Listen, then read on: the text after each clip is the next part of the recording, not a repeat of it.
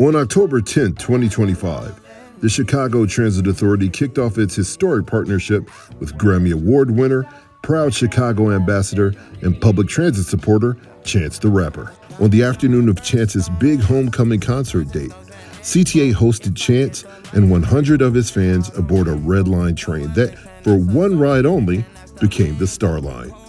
And this incredible partnership is just getting started. There's more to come, and we're excited to share more on this episode of Moving Experiences, Stories of the CTA. This is 79th. Welcome to Moving Experiences, Stories of the CTA. I'm Nora Leerhsen, Acting President of the Chicago Transit Authority. And today we have a very special guest. Growing up on the South Side, I took the rail line from 79th almost every day. I won't ever stop loving the CTA. A philanthropist, activist, true Chicago icon. You say you're from Chicago, but there's also this really deep analysis of the meaning of our city to already be an icon for all of us. You're just like the elevated train, I think, for Chicago. And when I say things like the city's the most important city in the world, it's because, like, politically, a lot of revolutions started here. We're all, like, our existence is proof of the success of those movements.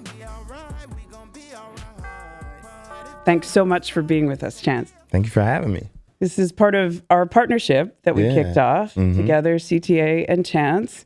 And I'd love to kind of start there and talk about what attracted us to this partnership and doing this together. I think, obviously, you're a Chicago icon and connected to CTA in your own personal life, which I want to hear about. But I also just think symbolically, you and CTA have a lot in common. You are true symbols of our city that evoke a lot of pride and inspiration for people, and also a realness and practical service that CTA provides. And that combination really reminds me of you. So I want to thank you for the partnership and see what brought you to it. Yeah. I think the CTA has just, like, naturally been a part of my life my whole life. Like, I feel like there's a certain level of, there's a level that you reach in your childhood where your parents start being like, all right, you old enough to take public transportation? And I think I started taking the red line on 79th when I was 12, maybe 11 or 12. And then I started taking the 79th Street bus and the 8 bus and the 6 when I was 14. And yeah, it just gets you around the city. It's been like a place where, you know, I've seen musicians, it's weird enough. I met one of my really close friends, Imani, on the train. Like, I used to just, like, I don't know, be on that joint so much that it was a part of the story of my day every day, where I went and, you know, how it went riding the train. And yeah, I think once Portia, who's my publicist, she had brought up the idea of doing something in connection with CTA, and I jumped at it. I thought it was really, really cool, and something that, you know, not only could help me in terms of, like, you know, getting the word out about my project and, like, offering something to the city, but also, like, you know, could help the CTA in terms of allowing people to know that it is still accessible, still affordable, still safe, and still a part of what should be everybody's, you know, journey from place to place. Mm-hmm. I love that. Yeah, you talked about starting to ride when you were a young person. And could you tell us a little bit about your parents? I know your father was in public service. Your mom owned a hair salon in Hyde Park. Yeah. You were really deep into the community in Chicago growing up. Can you tell us about that a little bit? Yeah. My mom, like you said, started off as a hairdresser and ended up starting her own salon, Touches, in the 90s. It was sort of a community space for a lot of people, a lot of my friends' parents. I'm connected to my friends, a lot of them through our parents' relationship. And yeah, it was just like I think any black business, especially in beauty, is like, it's quintessential to the experience of, like, sharing ideas and having a place to go to. And so that's my mom's side. And then my dad started out in politics when I think he was 17 as a volunteer on Harold Washington's campaign. Went on to work for a bunch of different folks, from treasurers to mayors to Barack Obama. I think my parents were always big on community, on like organizing, missions or initiatives, and advocacy work. And yeah, I get it from my parents. Yeah. And I want to talk to you about that. You started at such a young age, so you obviously had such a strong pull for your talent and what you could contribute. And there's actually a quote, Bob Dylan talks about this. I actually think, I don't know if anyone's ever compared you to Bob Dylan, but I think you have a lot in common in terms of being Midwestern poets, songwriters of the human experience. And he says this thing about, we all kind of know our destiny inside. It's a fragile thing, though. You don't want to always talk about it or think about it out loud. But can you talk about that? You always knew you were going to do this, and you were really driven. Yeah, that's since I was a child, I loved performing. I used to do like Michael Jackson impressions at talent shows and stuff like that. That was like my first foray into being on the stage, was being a dancer. And I really fell in love with the written word when I got to, I think, 4th grade. I wrote my first chapbook or poetry book. And yeah, that was just like, I think it wasn't until I think I was in 8th grade or 7th grade that I, really decidedly was like, I'm gonna be a rapper. Like, that's gonna be my career path. But yeah, I was blessed enough to be in spaces with a lot of like young folks that also had that, like divine faith in this, in a career in this space. I went to after school programs with Vic Mensa and No Name and Saba, Mick Jenkins, John Doe, Lucky, basically all of the people from my generation of space that you see me collaborate with over the years, that you seen win Grammys or do other great things that are from the city. A lot of us was in the same after school program, and our mentors, especially people like Authentic and Brother Mike, were very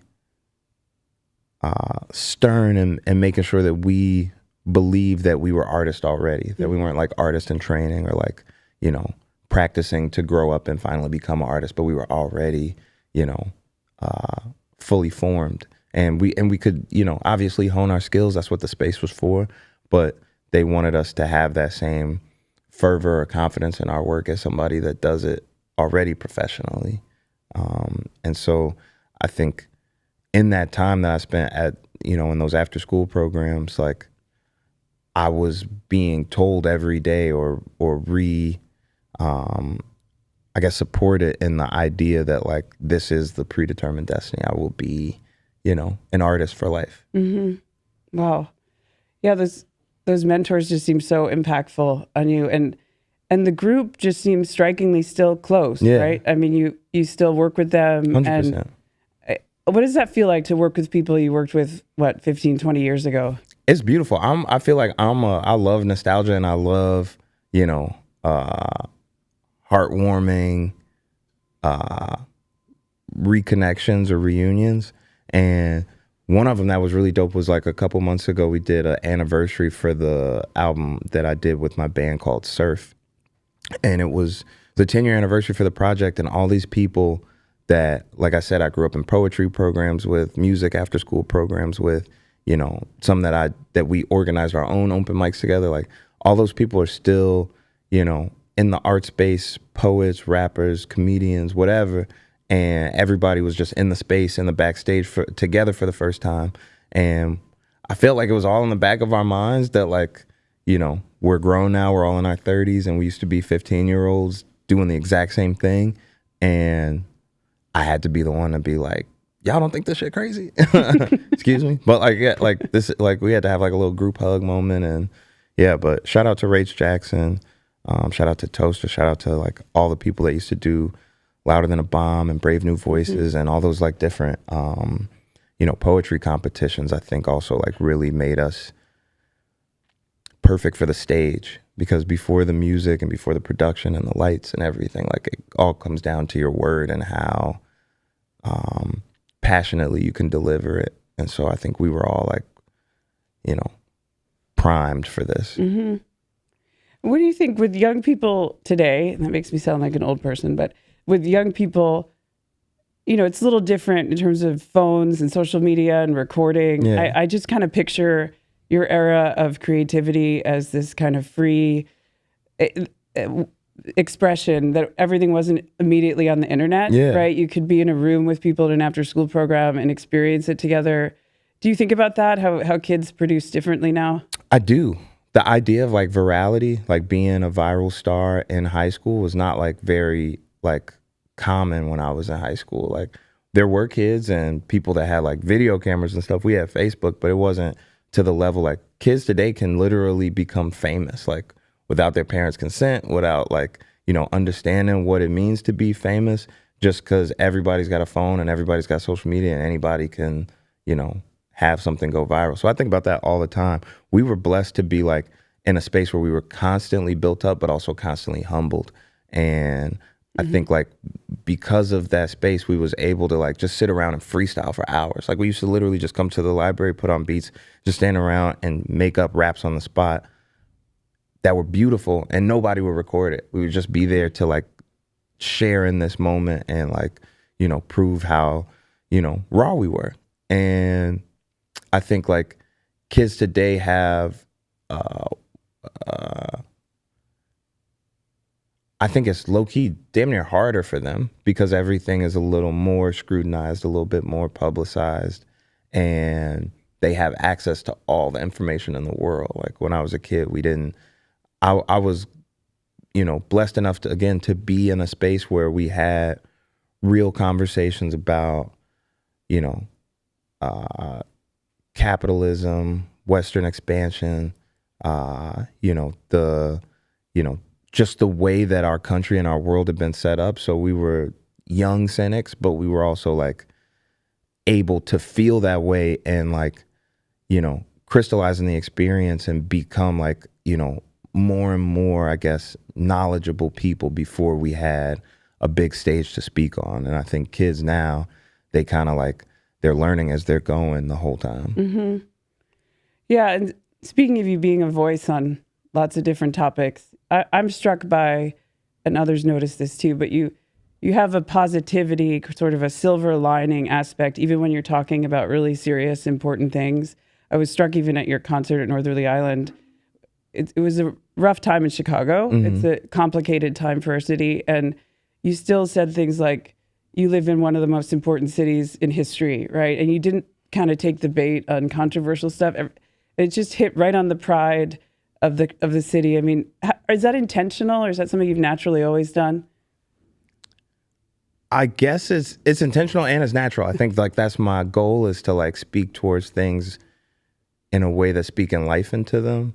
And when I say things like the city's the most important city in the world, it's because like politically, a lot of revolutions started here. And whether it's in labor rights and unions or the 75 Democratic National Convention, the King riots, the Black Panthers and Fred Hampton, like a lot of like movements, progressive movements and resistance movements start in Chicago. And it's probably because it's so diverse, and it's probably because it's so, you know, in the center, in the middle of the country, and can be a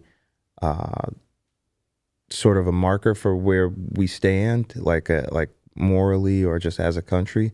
And I think like sometimes we forget that those movements aren't in antiquity or aren't something that's so removed from us. They're, you know, within our parents' lifetimes, so a lot of us within our lifetimes. And so I think I want everybody to look at things through the lens of life and not through death, and not through, you know, being cynical and pessimistic about what the outcome will be, but to like find the power within, because we're all the seeds of those movements. We're all like, our existence is proof of the success of those movements.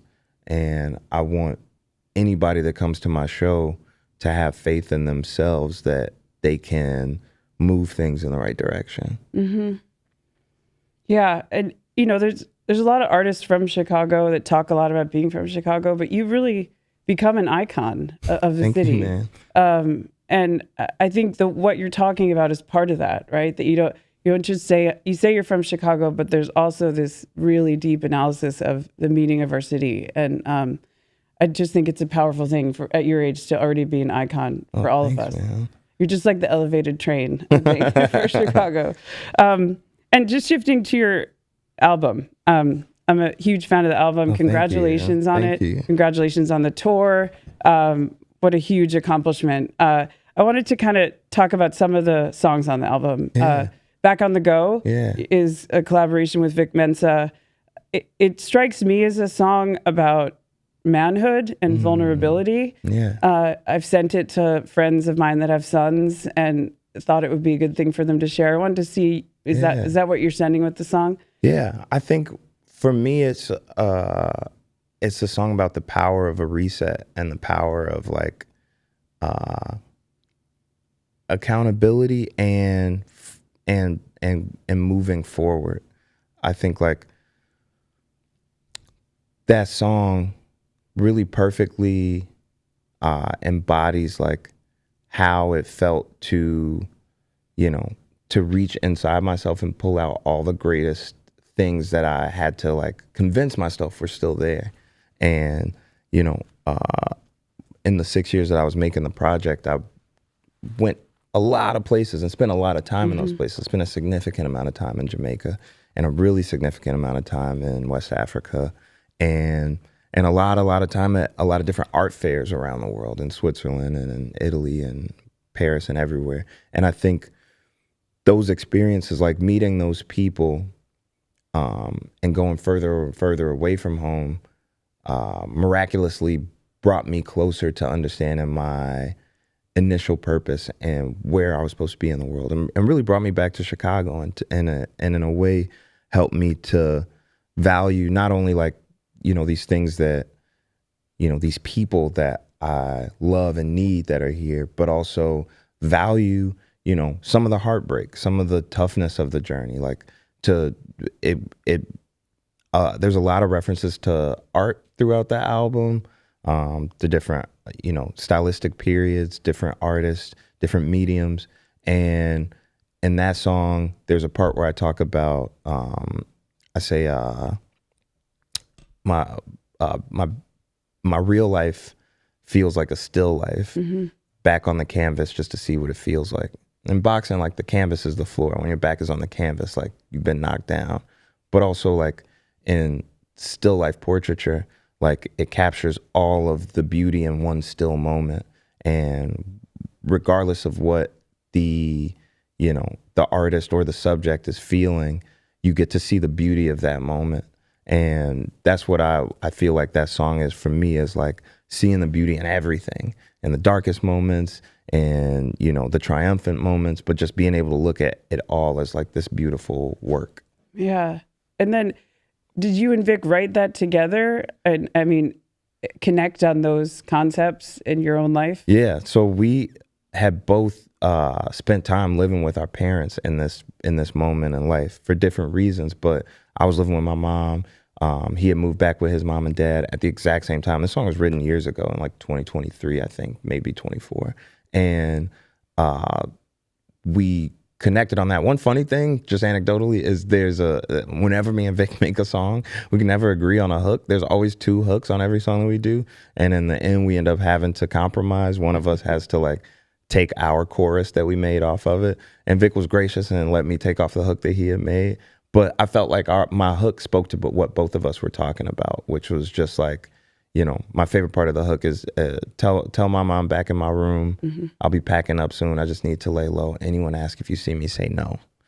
Like there's a shame in it, but there's also this like purpose-driven, I need to just sit down, put my head down and work and get deep inside my bag to find, you know, what it is that makes me not just be great, but feel great. And that, like, I think both of our verses, you know, spoke to that hook. And Vic rewrote his verse. Every one of his verses was fire, but he rewrote his verse several times until you get to the masterpiece of the closing verse that he does. And yeah, I think, just to answer your question succinctly, we started our verses together, and it took me many years to like finally get to exactly where I wanted. And then Vic would redo his verse over the course of the couple of years until it was everything it is now. So you've been working on these songs for the past several years yeah. leading up to it. And have you been thinking about them as this one album that's coming out ultimately? I think originally the idea was to release a series, like a visual art series. And so each of these songs was crafted as like a painting or a sculpture. In my mind, was crafted to be a physical, you know, fine art piece. And, you know, budgets, timeline, blah, blah, blah, doesn't end up happening. And it gets, you know, put into this album format. But I think when I was crafting them, I wanted each of them to, all albums aren't the same, but in series, like in art series, typically there's you know, all these different paintings that don't all depict the same thing. And sometimes it's not even all paintings. Sometimes it's other mediums like photography or sculpture work or other things that come in. But there's a general thesis that overarcs the whole series, like one statement or idea or thing that somebody's trying to explore that is then told through all these different pieces. And so that's how I always looked at the album. It's like there's, you know, a thesis or maybe two theses that, you know, are then expounded upon in different areas across each one of the songs. Wow.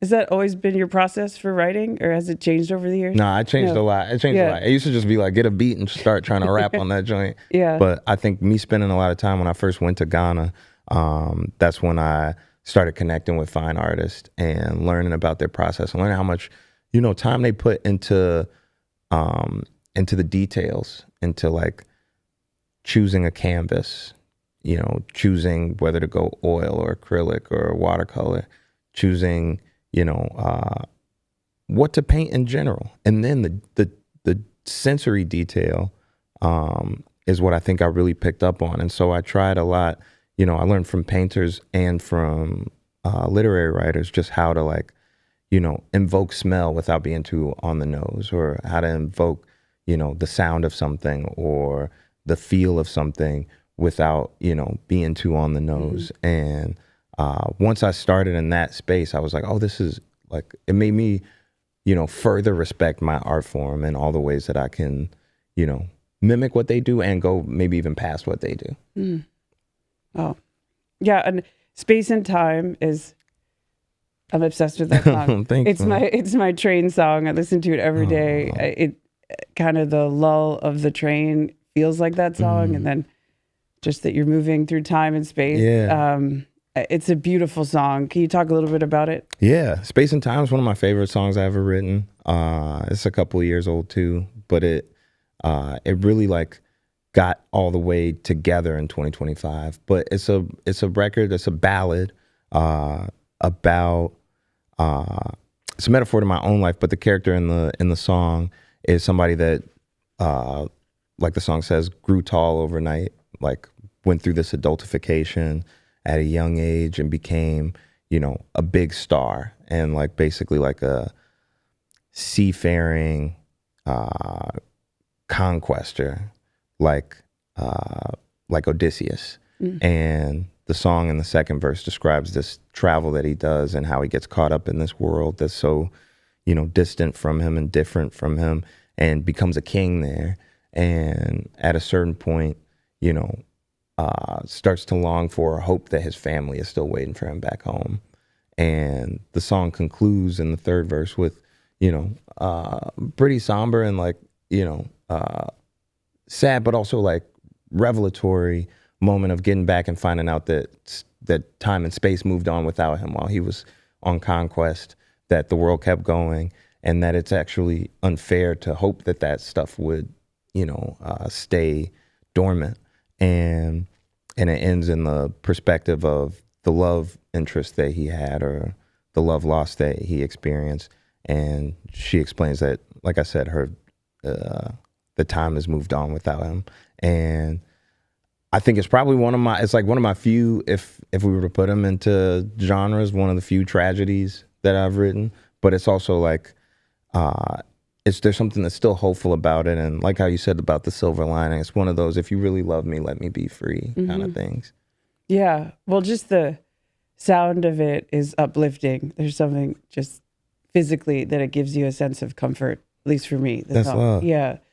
And, you clearly you talk about music, but you talk about literature and history and fine art. So how do you stay active across all of those art forms in your daily life? It's less of a task and more of a just like, sometimes I'm interested, sometimes I'm not, and I think like a lot of things are from my childhood, like, Greek mythology, Roman mythology, Norse mythology was just something that my dad used to always read us or talk to us about. Boxing was something that my dad got us into young. So there's certain things that are referential in my life that are just from my childhood, and they just feel like the reference point that everyone would get. But they are niche, so everybody doesn't necessarily get it. But I think in the now, just being honest, my most common way of getting information is video essays. I love YouTube. I love just sitting around and learning about the Baroque period or, certain philosophers or certain, artists or writers.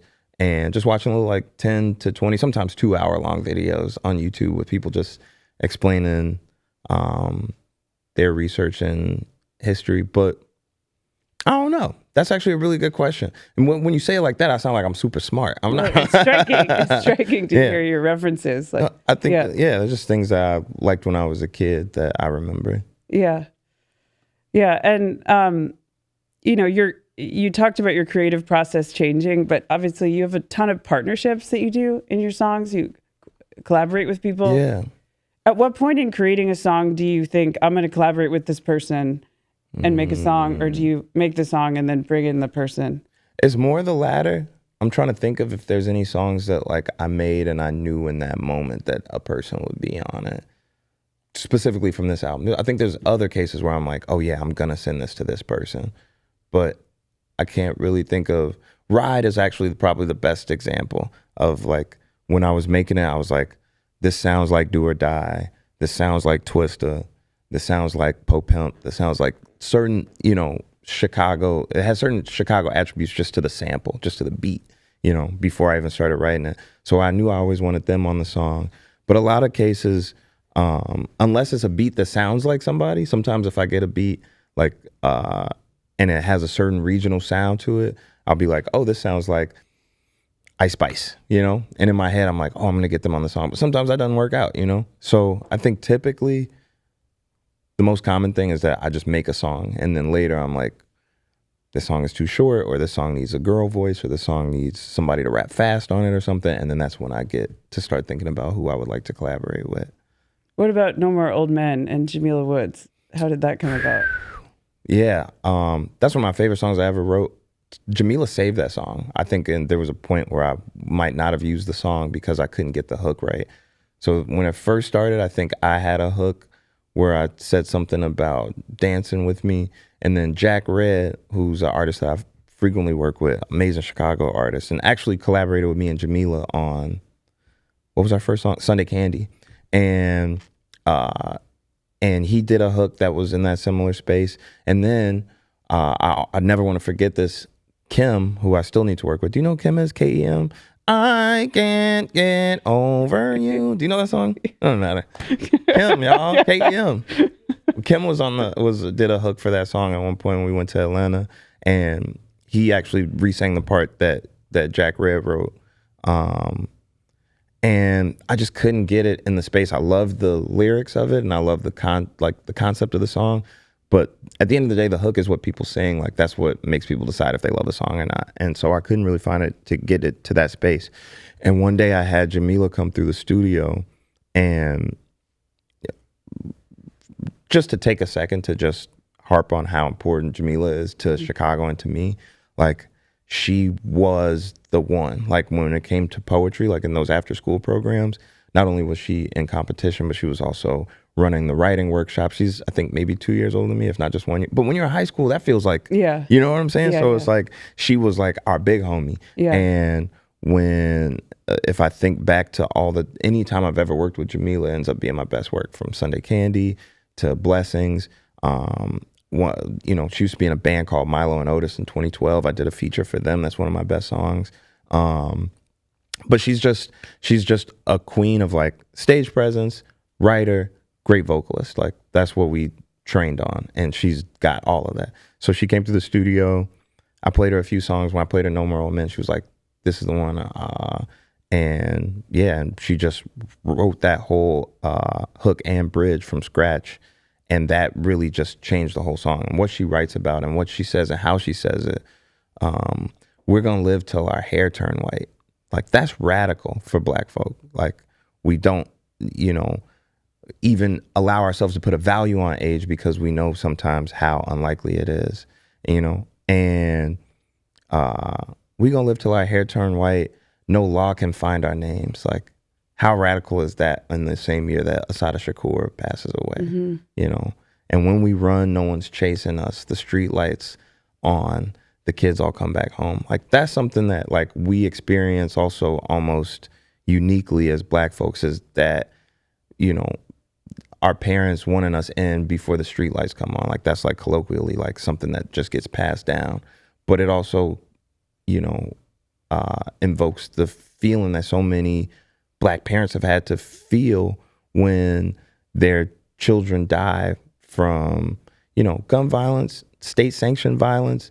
You know, the song speaks about environmental racism, love loss, and heartbreak causing death, like all the different ways that we lose folks. And while my verses sometimes even feel pessimistic, her hook stands like in resistance, or like, you know, full rejection of that idea.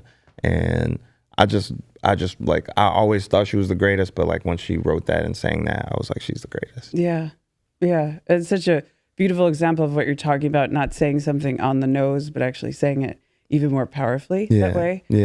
Yeah. And so you're a dad now. You've been a dad for a while.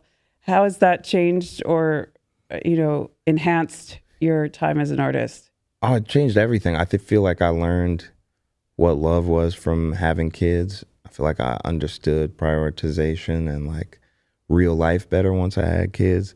And I think how that's changed since it's gone on is I just understand now. I was just thinking about it yesterday, how different they are, you know, from each other. You know, I think when I first had my first daughter, who's 4 years older than my youngest, it was always about, you know, this individualized experience of her and what I thought she would be eventually. And, you know, and that's changed over time, like understanding Kinsley more and more and more, and just how her mind works and how, you know, empathetic or much of a leader, or how cautionary, or all these different things about her characteristics that grew.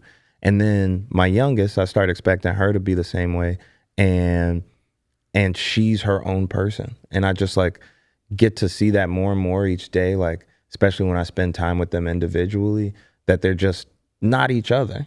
And it sounds obvious, but when you have kids, you really, really get to see it. And it helps me also understand the trajectory of like how one day they'll just be, you know, two grown women, like, you know, that are my kids, that I love equally and differently, that, you know, that just, you know, are themselves. I think also sometimes as parents, we just naturally see them as an extension of ourselves, but they're full-blown individuals that are going to impact the world and impact people in, again, two completely different ways.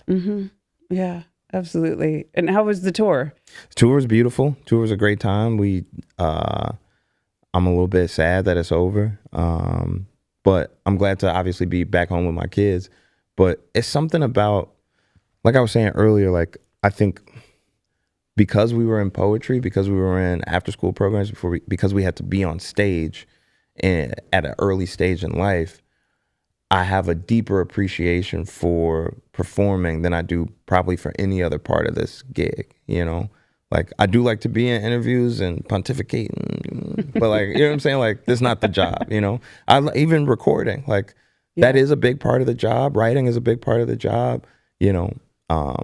There's all these different, but being on stage is my thing. Like, I'm a performance artist. I would say that about Saba. I'd say that about No Name. I'd say that about anybody that came out of our after school program, that we all thrive the most when we get on stage. And so being able to tap into that for 15 days not 15 days, but for 15 shows, after going so long without doing it in a routed way, where it's boom, boom, boom, boom, boom. I really can't even express how good it felt to be on stage. Now the touring part, you know what I'm saying? Being on a cram bus, you know, eating at gas stations, stuff like that, not the best, but like that, you know, 90 minutes or sometimes 100 minutes that I'm on stage is like, it ain't nothing like it. Yeah. And certainly people perform everywhere, but I feel like Chicago has a unique performance culture too, across a lot of art forms, comedy, and sort of that the performance is so key to producing the creative material. So 100%. I am going to give you something that we made for you at CTA. It is a special gift to honor the station that you used as a young person. We have an artist on staff, Joe Nelson, that put this together. And we know that 79th matters to you a lot. For sure. So Joe created this 79th Street rail station sign. That's so in your honor, that has your image on it. That's fire. And so you can always remember this partnership and how much you mean to CTA, Chance. Yo, this is actually so cool. Wow. We have a big culture at CTA of giving signs to people for commemorative moments, and this is certainly an important one for us. So this is huge for me, man. Shout out to the 9, yo. This is really, really raw. Yeah, well, thank you, Chance. Thanks so much for coming on and for doing this partnership. It means so much to CTA and to Chicago, and can't wait to do the next thing with you. No, thank you. Thank you. And shout out to the CTA. Shout out to all the operators out there, man. These operators keep us safe, get us home every day. And yeah, this is raw. I don't know why it's so raw to me, but this is super raw. Like, put this up at 79th. You know what I'm saying? Like, y'all can have it back. Put this on the train. No, thank you, man. Thanks, Chance. I appreciate you. Doors closing.